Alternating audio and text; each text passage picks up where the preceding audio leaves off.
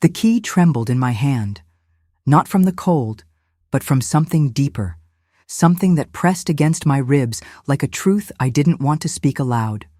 I stood on the porch as the late afternoon sun poured long shadows across the steps, leaves scratching softly at my feet. I slid the key into the lock, expecting that small welcome click. It didn't turn. I pulled it out, tried again. Nothing. I blinked down at it, like maybe I was holding the wrong one. But it was mine. The same. Brass key I'd kept on that red plastic tag for 20 years. A breath left me, short, sharp. The healing scar along my belly tugged as I leaned closer. But it wasn't the stitches that ached. It was the silence. The kind that doesn't just fill space, it removes you from it. I looked at that door like a stranger, like it no longer knew my name. My hand fell away, it leaned crooked in the grass, the sold sign. Not proud, not clean, just slumped, like it knew it had no business there, like it was embarrassing. I stared at it longer than I meant to. That patch of grass, it used to be where we planted the tulips. I could still picture her little knees beside mine, both of us covered in dirt. She had named them, every single one. Violet, Star, Queenie. Silly names that meant everything to her. Now all that remained was turned earth and quiet. A breeze stirred the air, carrying with it the fading smell of old soil and spring long gone. Somewhere nearby, a lawnmower hummed, distant and detached, like life was continuing in someone else's yard, not mine. The screen door didn't squeak. It always had, that little wheeze and rattle, just enough to announce someone coming or going. Most days, it was her, running through after school, bag bouncing, cheeks red from wind or trouble. Now it just hung there, still, quiet. I reached out and touched it gently. The metal was cool and smooth, worn where years of hands had pushed it open with ease. I ran my fingers along the edge, not to open it, just to feel something that used to feel like mine. It was like touching an old wedding photo after the divorce. Familiar, tender, final. The hydrangeas were brittle and brown. They bowed low, as if in mourning. Not just from thirst, but from time. Too many days without care. I had planted them when she was 10. We named them like pets. Elsie, Bluebell, Moon. I knelt down, slowly, careful of my healing side. Reaching out, I touched one of the blooms. It crumbled beneath my fingers, soft and silent. The dry rustling of their leaves filled the garden like whispers at a wake. A yellow leaf drifted past my shoe. The air smelled like tired earth, like the garden was folding itself in for a long, quiet sleep. Each step up to the porch tugged at my stitches, a small reminder that my body wasn't ready for this. But the ache in my chest wasn't from the healing cut. It was heavier, more permanent. I eased myself down onto the step, lowering slowly until I could rest both hands beside me. The wood was cool beneath my fingers. I stared at the door that didn't open. At the house that no longer wanted me. This wasn't just about things. This was about trust, signed away with a pen and returned in silence. I had given her everything. She had locked me out with it. A bird called once nearby. Then nothing. The key was still in my coat pocket. I hadn't meant to keep it there. I guess I just couldn't let it go. I reached in and held it, felt the teeth press gently into my palm. Part of me wanted to throw it into the street, to watch it disappear beneath the leaves. But my fingers wouldn't open. Not yet. It was the last piece of proof that once, just once, I belonged here. I closed my eyes and held it tight. The streetlights flickered on, one by one, casting soft golden halos over the sidewalk. Somewhere in the distance, the faint smell of burning leaves curled into the air. She'd pulled the stool across the floor, quietly, like she knew she wasn't supposed to. and climbed up on tiptoe. She was probably after the jam, the one with the gingham lid I kept on the top shelf. I heard the crash before I saw it. The ceramic owl lay in pieces, its chipped wings scattered like feathers on the tile. Sunlight poured through the gingham curtains, catching the edges of each shard, making them sparkle like glass stars fallen to earth. She was crouched low behind the table leg, small hands clutching her knees, eyes wide and wet. Her bottom lip trembled. She didn't run. She didn't speak. I remember her little shoulders shaking, her dress twisted sideways from the scramble. That owl had been ugly, brown and lopsided, something from a garage sale long ago. But to her, it must have felt like she'd broken something sacred. I stood there for a long moment, the smell of toast and jam still warm in the room, before I finally walked over, my slippers whispering across the floor. I knelt beside her, knees stiff on the tile, and pushed her hair gently behind her ear. She didn't look up at first, just kept staring at the floor where the owl had been. I let my hand rest on her shoulder. "It's okay," I said softly. She turned her face toward me then, lower lip still trembling. A tear slid down her cheek, leaving a clean streak on her dusky skin. "You told the truth," I whispered, brushing the tears away. "That's what matters," she sniffled. "I didn't mean to." "I know, baby." I pulled her close, felt her small frame melt against me. The kettle hummed in the background, a soft reminder that life was still moving, still warm. "I broke it," she mumbled. "And you told me." "That's brave," I said. "Things break, people mess up, but when we tell the truth, we don't carry the breaking inside us." The room felt full then, not with noise, but with something better. Trust settling into the space like sunlight through steam. That little round table, scuffed legs, a wobble in one chair, was where we sat nearly every morning. She'd swing her legs, her feet never quite touching the floor, as I flipped pancakes and poured orange juice into plastic cups. She'd talk about dreams she couldn't remember, or ask why grass was green. And between bites of syrup-soaked pancakes, I try to fold little life lessons into our breakfast conversations. Say thank you, even when it's hard. Be gentle with people who are loud. They might be scared. She'd nod like she understood the whole world. Sometimes she'd reach across the table just to steal a bite off my plate, giggling when I let her. I didn't think of it as teaching back then. It just felt like mornings. But now I see it clearly. I was handing her tools one forkful at a time, tools to be good, to be kind, to be steady. And Lord, I hoped she carried those mornings somewhere deep inside her. The mornings were quiet before the world stirred. I'd be up early, folding laundry still warm from the dryer, the soft scent of clean cotton floating through the kitchen. Her lunchbox sat open on the counter.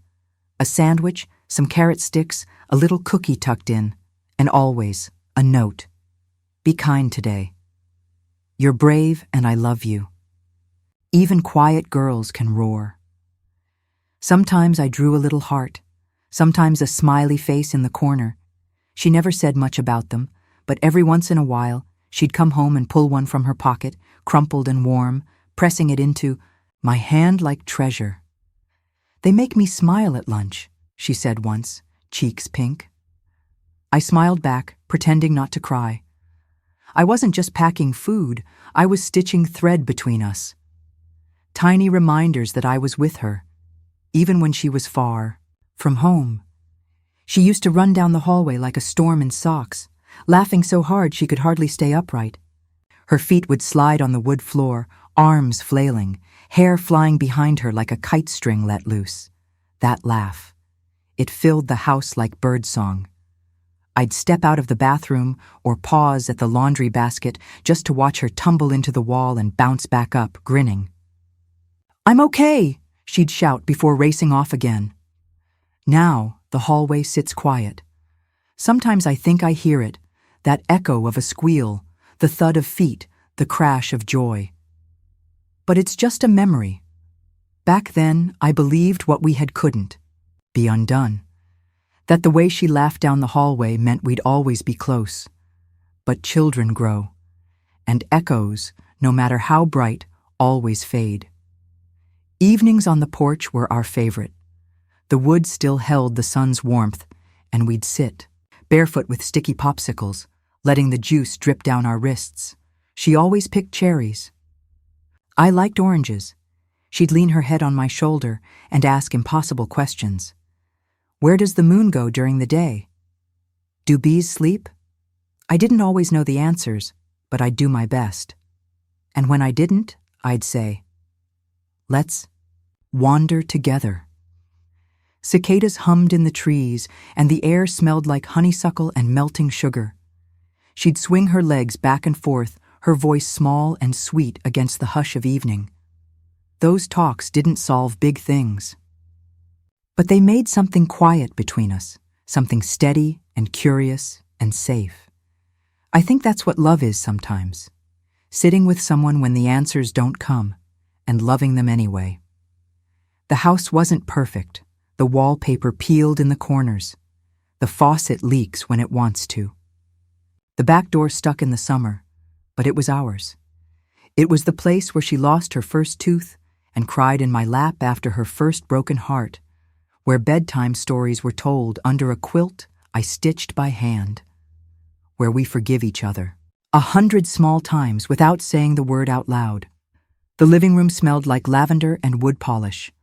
The hallway creaked in just the right spots. Even the shadows on the wall felt familiar. I never imagined she'd sell it. I never imagined we'd drift like this.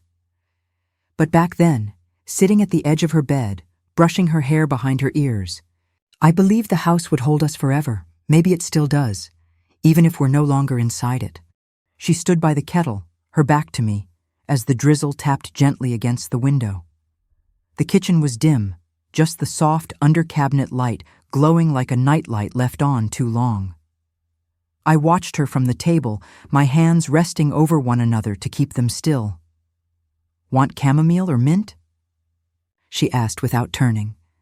Chamomile's fine, sweetheart. Her voice was light, but clipped, like she was reading a line from memory. I noticed how quickly her hands moved, how they didn't tremble like mine.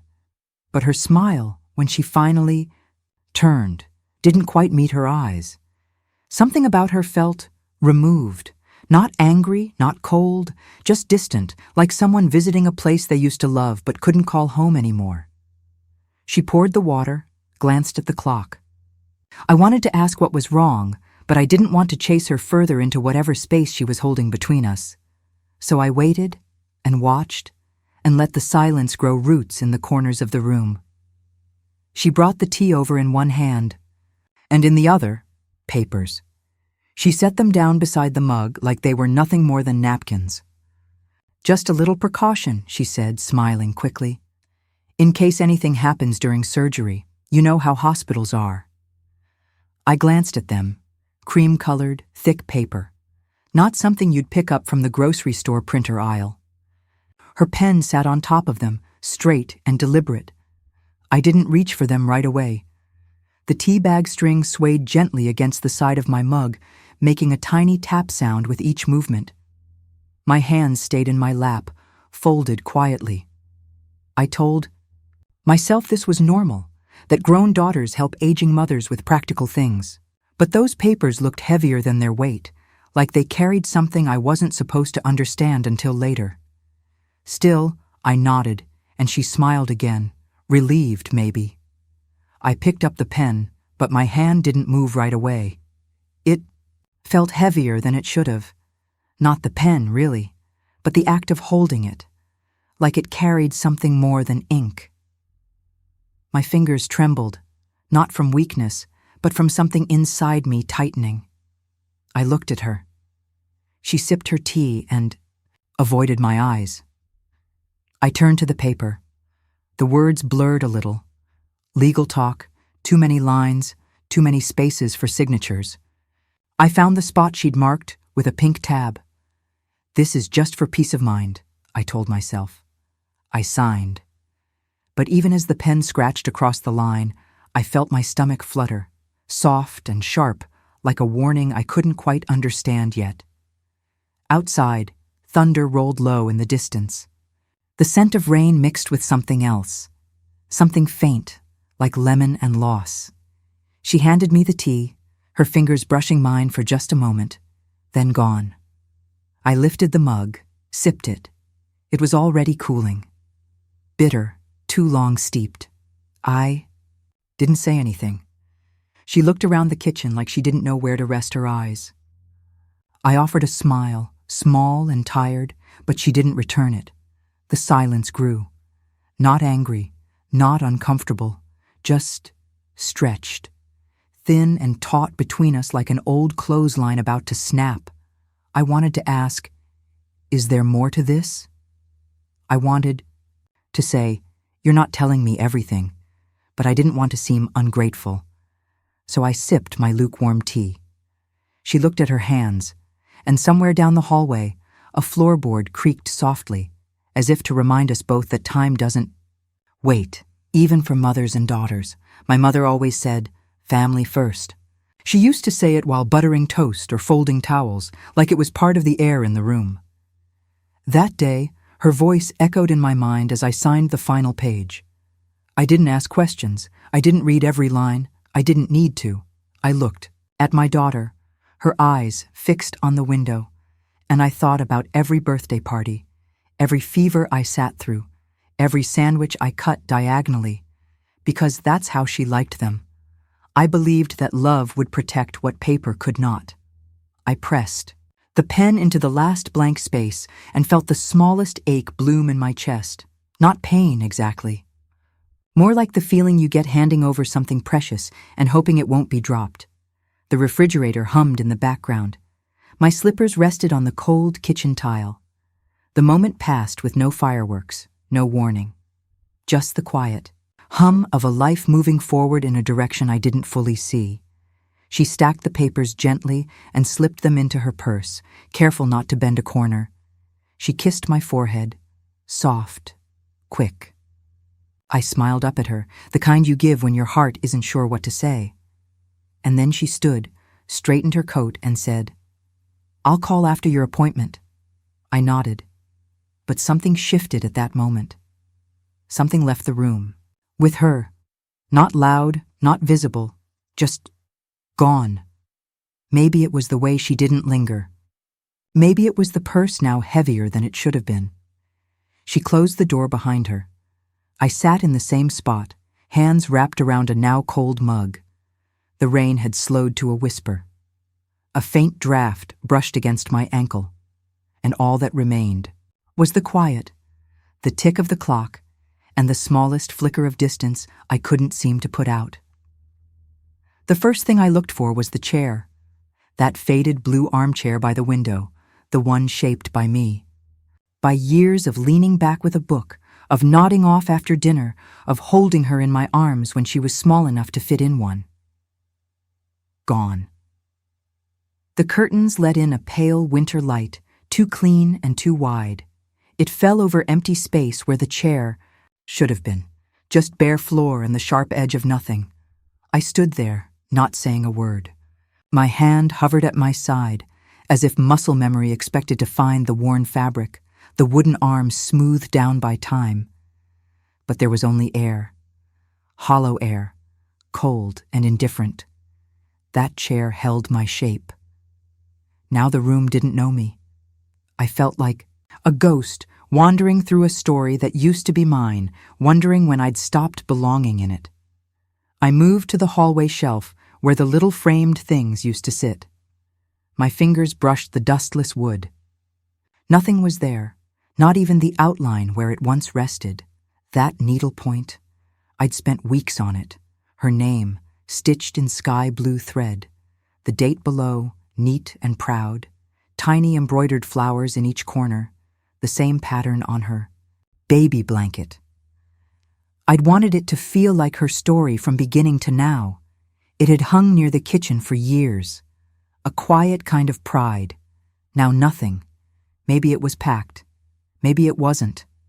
But the thought of it, tossed in a box, folded under, towels or forgotten altogether, made something come undone inside me, like a thread pulled from the center of a quilt. The couch sat too tall. The cushion didn't give.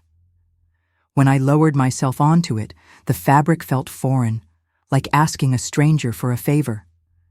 I shifted my weight slowly, careful not to let the stitches along my side pull too much. Still, it wasn't the pain that made me uncomfortable.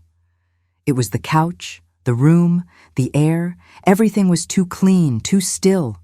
The rug beneath my feet had no memories in it, no crumbs from toddler snacks, no coffee stains from early mornings. It smelled like someone else's cleaner, sharp and citrusy, like something trying too hard to seem fresh. I folded my hands in my lap and looked at the coffee table, bare and polished, like it had never held a mug or a crossword puzzle. This wasn't my home. I was sitting inside someone else's version of calm, and even though the heater hummed quietly, I couldn't feel the warmth, just the ache of not belonging. I made my way toward the kitchen, hand brushing the wall as I walked. Then, it happened. A loud crack from the floor beneath my heel, sharp, hollow, wrong. I froze mid-step. It wasn't the sound I was used to. Not the gentle, familiar groan of aged wood and well-worn paths. No. This sound was new, startling, like it didn't expect me to be here. I stood still, fingers gripping the counter for balance. The refrigerator clicked on, startling in the echo of this too-empty house. And for a moment, tears welled up. Not from pain, not even from anger, just from the wrongness. From the noise that told me even the floor didn't recognize me. I had walked those sounds for decades. Now, they'd been replaced, and I didn't know where to step next. I turned slowly, scanning the walls. Bare. No photos. No calendar. No child's. Handprint painting with a crooked smile. Just smooth, pale paint and long winter shadows that stretched across the floor without stopping. My breath caught for a second. I remembered how our old hallway looked in the evening, the way pictures tilted slightly, the way shadows danced around old family frames. It felt lived in, held. But here, I was back at the beginning, like someone had erased the chapters and left only the first blank page. The room smelled faintly of paint and cardboard, the kind of smell that clings to houses waiting to be filled with stories. But mine weren't invited, not here. I opened a drawer and found clean dishcloths, still folded, never used, but no sewing kit, no old scissors with the worn finger loops, no tape measure curled like a sleeping cat. I opened a cupboard. The dishes were plain, white, unfamiliar. My chipped mug, the one with the faded robin on the side, wasn't there. I stood there for a long moment. I hadn't packed.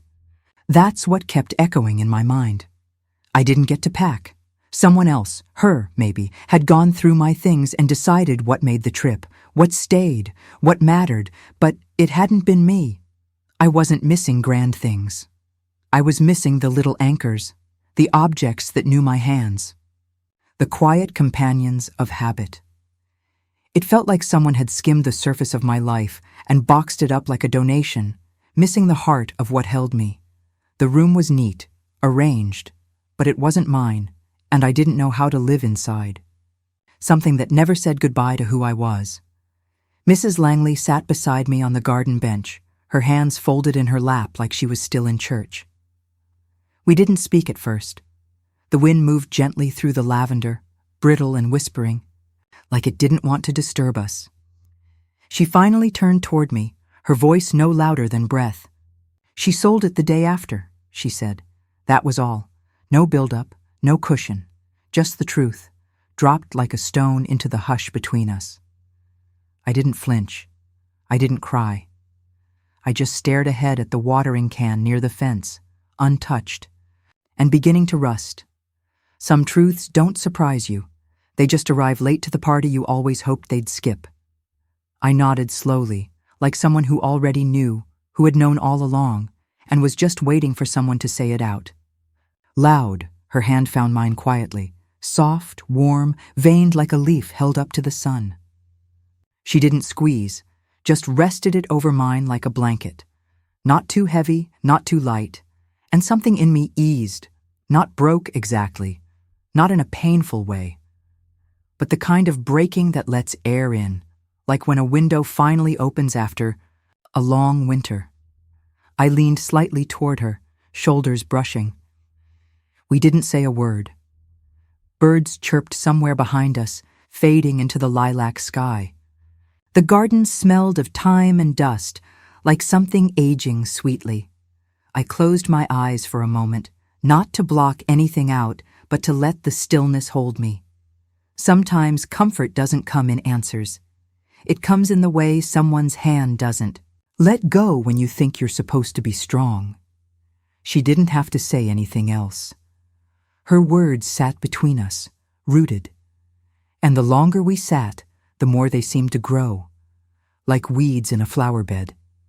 Truths you never wanted but can't. Ignore. I stared down at the soil beneath the herb patch, watched a robin hop across the stone path like it had somewhere better to be.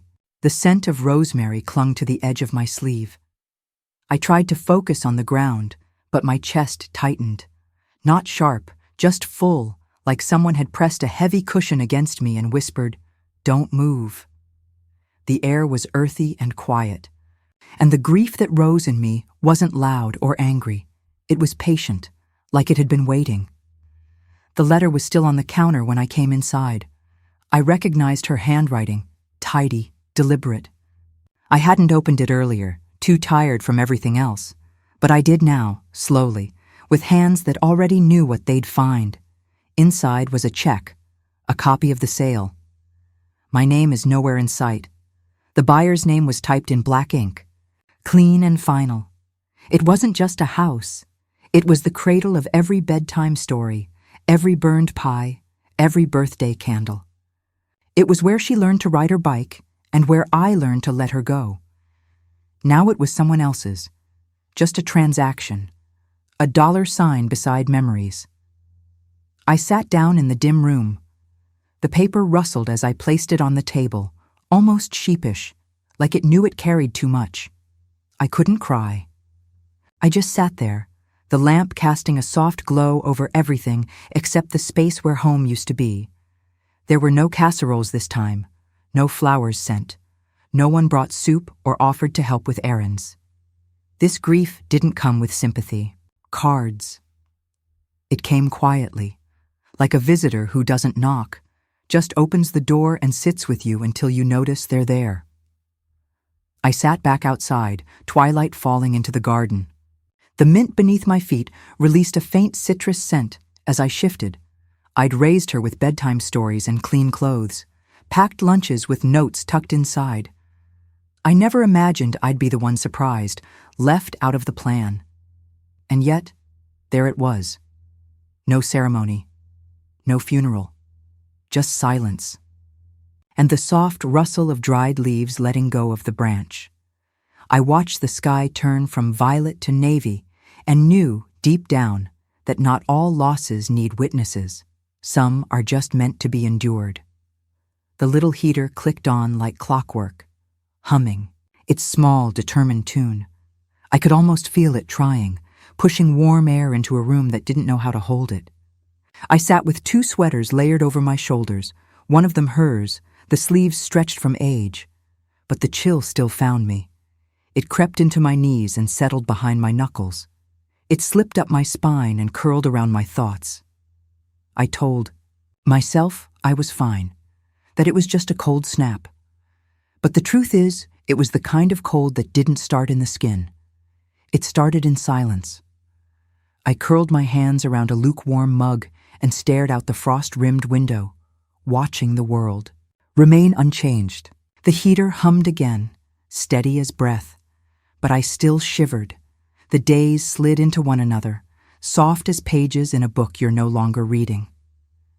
I moved from the bed to the kitchen to the chair by the window. Pour soup into the same bowl. Wash, the same spoon. walked to the mailbox like I had a reason. I didn't turn on the TV. The sound felt too wide, too sharp. I let the silence stretch instead, long between each movement. The kitchen held the faint scent of canned broth and toast. Neither. Hot enough to comfort. I'd glance at the clock, then again 5 minutes later. Still only 5 minutes. Still the same dull light pouring through the window, making everything feel like a scene you were only borrowing. I wasn't waiting for anything, but I wasn't really living either. Just passing through hours I didn't remember choosing. I didn't wait for the phone to ring, but I noticed when it didn't. It sat on the side table, dusty now, like an old promise. Her name used to light it up every afternoon. Now the silence around it felt like a punishment I hadn't earned. The floor creaked once in the corner of the room, and then nothing. I opened drawers that didn't feel like mine, towels folded, in two tight squares, cans lined in tidy rows. I rearranged them more than once, not because they needed it, but because I needed something to touch, something to fix. I folded a pillowcase again and again, letting the fabric slip through my fingers like a familiar song I couldn't quite remember. The detergent still clung to everything, sharp, new, not yet softened by years of living. I wasn't making a home here. I was pretending I belonged in someone else's quiet, in a house that hadn't learned my footsteps, hadn't memorized my breath. I caught sight of myself.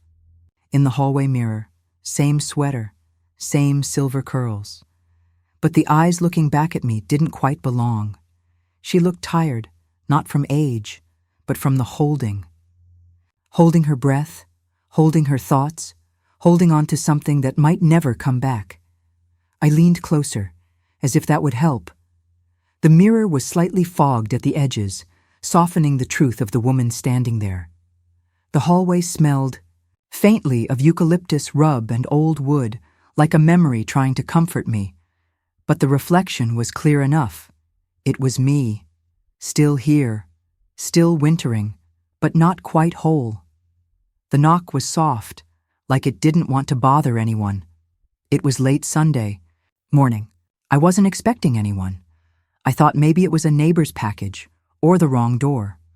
I opened it slowly, hand braced on the frame. Pale sunlight spilled in behind him, and there he stood. Jonah, taller now, shoulders broader, but his eyes were still his mother's, softened by something gentler. He held a crumpled paper bag in both hands, like it had been clutched all the way from wherever he came. He smiled. Shy, crooked. "Hi, Grandma," he said. My throat tightened before I could say anything. I just nodded, heart thudding like it had forgotten this rhythm. He stepped inside, and the room felt warmer somehow. His smile hadn't changed. Much, maybe less wild, more measured. But the heart in it was the same. I remembered him as a boy, running across the lawn with fistfuls of dandelions yelling, "For you, Grandma!" He didn't speak right away, just looked around, taking in the unfamiliar furniture and the quiet I'd grown used to. He sat down gently, like he didn't want to take up too much space. And I saw her in him, not in a way that hurt, but in a way that made me ache and feel thankful all at once. Somehow, he brought her memory without the sting. He placed the bag on the table like it was a peace offering, but there was no speech to go with it. "Brought donuts," he said. That was it. He sat across from me like he always had, hands resting on the table, waiting for me to open the bag. I did. Powdered sugar, my favorite. We didn't talk much. Just chewed slowly, wiped our fingers on napkins, sipped tea that had gone lukewarm, and yet something in me stirred. It wasn't grand. It didn't need to be. It was enough. His presence, the donuts, the silence filled with something tender. Sometimes, healing starts with small things, sweet, quiet things. The cocoa steamed softly in our mugs. He stirred his with slow circles, watching the swirl of chocolate like it held answers. He asked me, "What did Grandpa's laugh sound like?" I blinked. It had been years since anyone asked that. I closed. My eyes heard it in my mind, gruff and warm, always a little wheezy when he was really laughing. Like a rusted engine trying to start. I smiled. He chuckled. Then, "Did you sew your own dresses back then?" I told him about the blue cotton, one with the uneven hem, how I wore it to the market like it was silk. He listened, really listened, his spoon resting still in the mug. And as I talked, piece by piece, I remembered myself not as I had been lately, but as someone whole. He didn't finish his cocoa. "Haven't told Mom I'm here," he said, voice quiet, not meeting my eyes. I nodded slowly. He wasn't hiding. He wasn't rebelling. He was choosing me. Not for sides, but for stillness. For truth that didn't need explaining. He looked up, like he was expecting me to scold him, but I didn't. I just reached for his hand and gave it a soft squeeze. In that moment, I felt something I hadn't seen in a long while. Seen. Not as a burden, but as someone still worth visiting. He came back the next week, and the one after. Always. On Sundays. Always with a quiet knock and something sweet tucked in his coat. We didn't talk about the house, or the papers, or what was broken.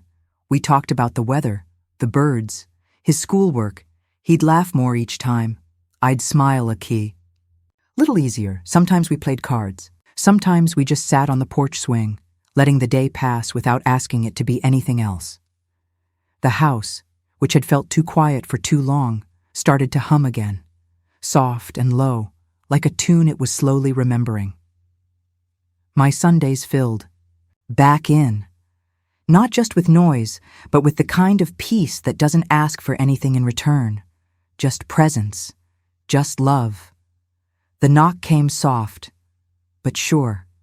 I didn't need to look through the curtain. I knew it was her. Not because of the sound, but because of the silence that followed, the stillness that settled over the room like dust in waiting. My hand paused on the doorknob. My heart beat once, twice, too loud in my chest. I had forgotten how to prepare for her. The breeze pushed gently through the sheer curtains. Outside, the spring air carried the scent of something blooming, but inside, everything tightened. I opened the door. She stepped inside like she'd been rehearsing it. A soft wave of perfume hit me first. Floral, expensive, not quite familiar.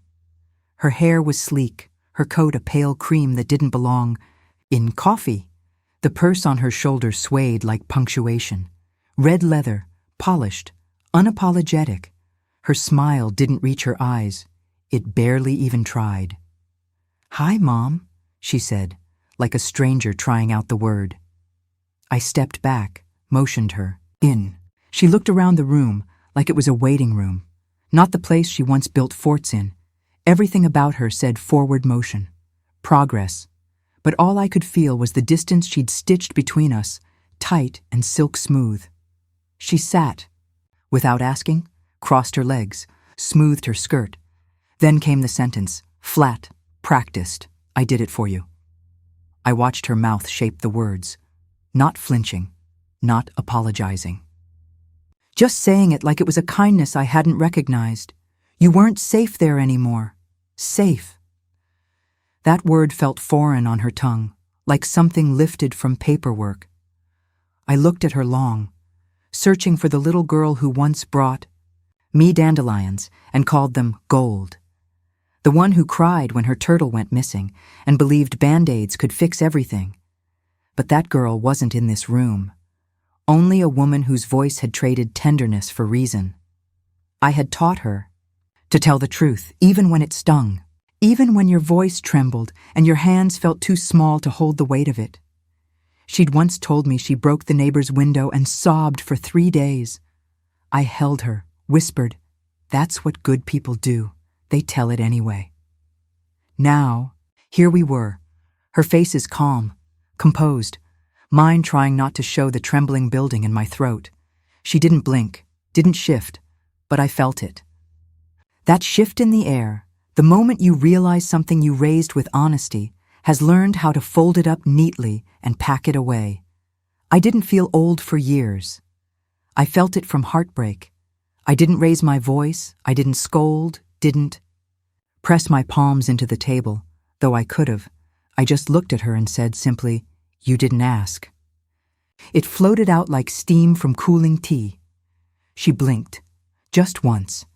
Her lip parted, but no words came. In that pause, so small, so still, I saw something flicker. A crack. Regret. Or maybe just recognition. I don't know. Outside, a car passed, unnoticed. The room held its breath. Two women sitting across a lifetime of choices and unsaid things. She stood before the tea turned cold. No hug. No explanation. Just a soft glance toward the purse, then the door. "I'll let you rest," she said. I nodded once. Didn't offer to walk her out. Didn't move at all. Her heels clicked once, twice, then faded down the walkway. And as the door clicked closed behind her, the silence slipped back in beside me. Familiar. Patient. Like it had waited on the porch for her to leave. I reached for my cup, untouched. The tea had already cooled. The rain had already begun before she knocked. It was a soft, steady kind of storm, the kind that sounds like a lullaby if you're ready to sleep, or a warning if you're not. I opened the door slowly, and there she was. She looked smaller this time.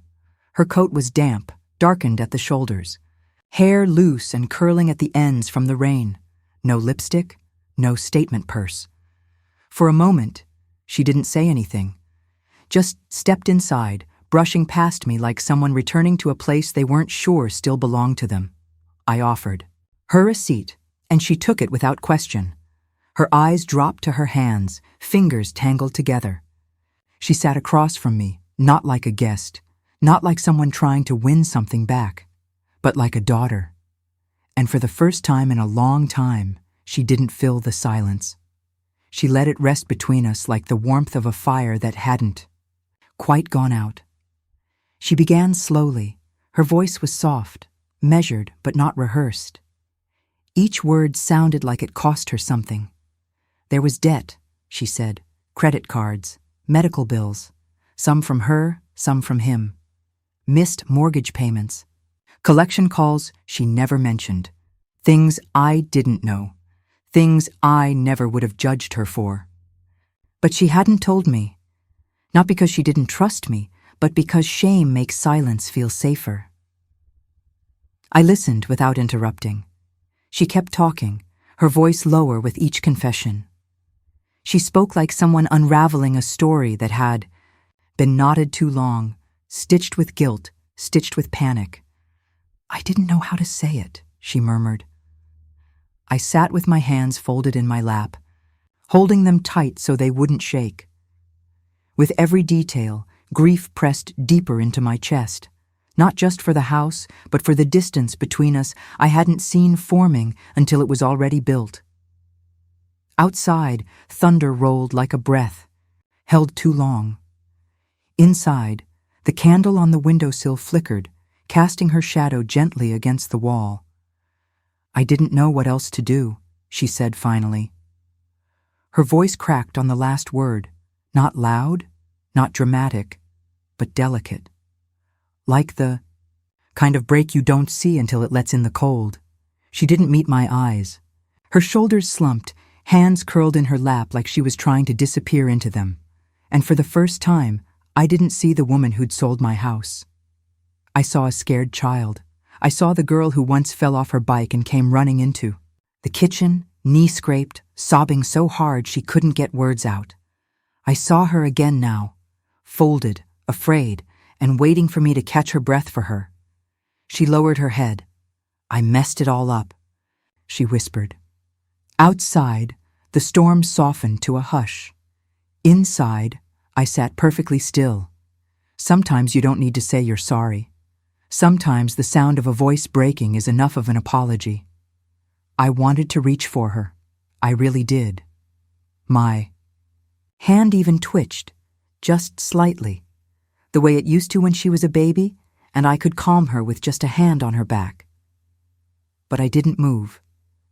Not because I didn't love her, but because my heart still aches in places I hadn't dared touch.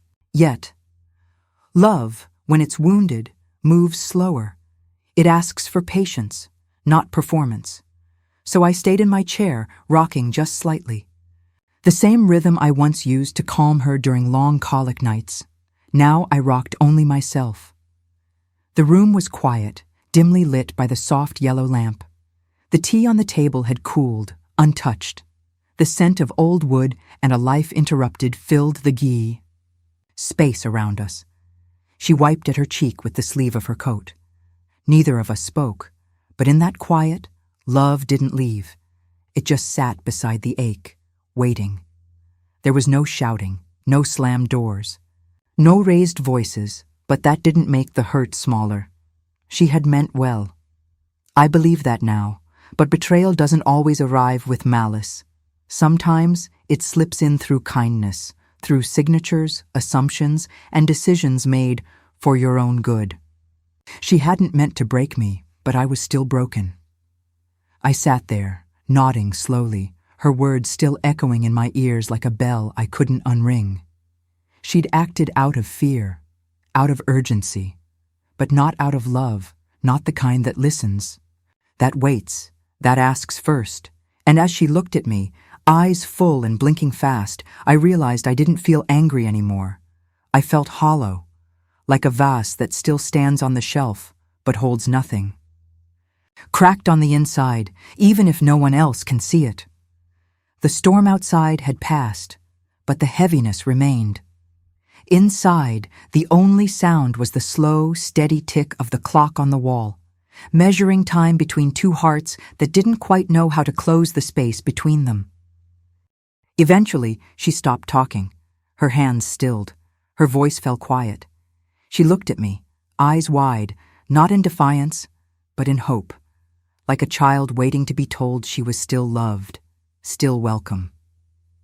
She didn't speak again. Just wait. Waited for me to say something, anything. I didn't, not right away. I let the silence wrap around us, soft and clean. Let the air breathe for me while I figured out how to hold the pieces of this new truth. I looked at her, really looked, and I saw her. Not the choices, not the damage, just my daughter, smaller now, tired, trying. The window was open with just a crack. A soft breeze whispered into the room, carrying the scent of damp earth and something almost like relief. We sat there, suspended in the quiet. And in that quiet, I let the beginning of forgiveness bloom, wordless and slow. The porch swing greeted me like it remembered. I hadn't sat there in a while, not since the move, not since everything shifted. But it still creaked the same. A slow, gentle sound, like an exhale that had been waiting for me. I settled in with care, wrapping my sweater around my shoulders, feeling the warmth of old boards beneath my feet. Evening light fell soft and amber across the railing. The air smelled of honeysuckle and old lilacs, familiar and forgiving. I used to shell peas here, back when my hands were quicker. I told bedtime stories with my feet brushing the floor, her head on my lap, asking, "Just one more, Mama." Now the stories have changed. So had the porch. But something in the woods still knew me. I closed my eyes for a moment and let the swing carry me like it always had. She came toddling across the porch like she belonged there. Jonah's daughter, barefoot, cheeks pink from sun and mischief. Her. Hands reached out, no hesitation, fingers wiggling with expectation. I leaned forward to scoop her up, her little body warm and sturdy against mine. She settled without words, like it was the most natural thing in the world. Her small hand patted my chest once, then stilled. I felt her heartbeat against mine, tiny, fast, full of life. And something deep in me settled, not just in the body, but in the spirit. That part of a person that wonders if you're still needed after everything changes.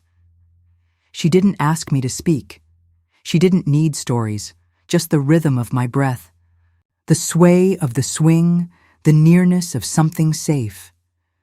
We rocked like that for a while, 2 generations meeting in silence, and in that silence, I felt myself soften again. She sat in the grass near my feet, playing with the buttons on my blouse, turning them gently between her fingers like tiny treasures. I watched her, heart steady, no tension, no fear of missteps, and I really thought, I'd carry that hurt forever, the betrayal, the silence, the grief of being left out of my own life. But as I looked down at those little hands and the soft curl of hair behind her ear, I realized something I hadn't allowed myself to believe. I didn't want to be right anymore. Not about the house. Not about what she should have done. Not even about the pain. I just wanted peace. Not because I forgot, but because I finally saw what stood in front of me. This child, this small continuation of love. And for the first time in a long while, I let go of needing to be understood. And in return, I found something lighter than all of it. She didn't apologize again. There was no long letter. No, I should have, to break the air between us. But she came by, with tomatoes from the store, a soft blanket for the porch swing, fresh honey rolls in a paper bag. She'd sit for a while, not saying much, sometimes knitting, sometimes humming. And I realized, maybe this is what healing looks like. Not grand speeches, not tearful makeups, just someone who comes back. A relationship watered like the garden, bit by bit, quietly. Not forced, but tended. The candle flickered next. To me, glowing beside an old photo of her with a missing tooth and ribboned braids. I smiled at it. The stars began to show up, one by one, and still, she stayed. Forgiveness didn't come in a wave. It came like stitching, slow, tender, bit by bit. I'd forgiven her in the way I once made quilts, cutting the pieces, mending edges, rethreading where it frayed, one patch at a time. It wasn't about forgetting. It was about choosing to stop holding the heavy parts tighter than the good ones. And every time I looked at Jonah's daughter, her soft hands, her giggle tucked under her breath, I was reminded of something so simple it nearly broke me. Love lasts longer than pain. It may bruise, it may bend, but it stays. I held the little one close as the porch swing rocked. Moonlight stretched across the steps like a blanket. The world had gone quiet, and in that stillness, I knew. I had let go. If my story touched your heart, I kindly ask you to like this video and subscribe. I'll be here every day, sharing more stories just for you. Thank you, my dear.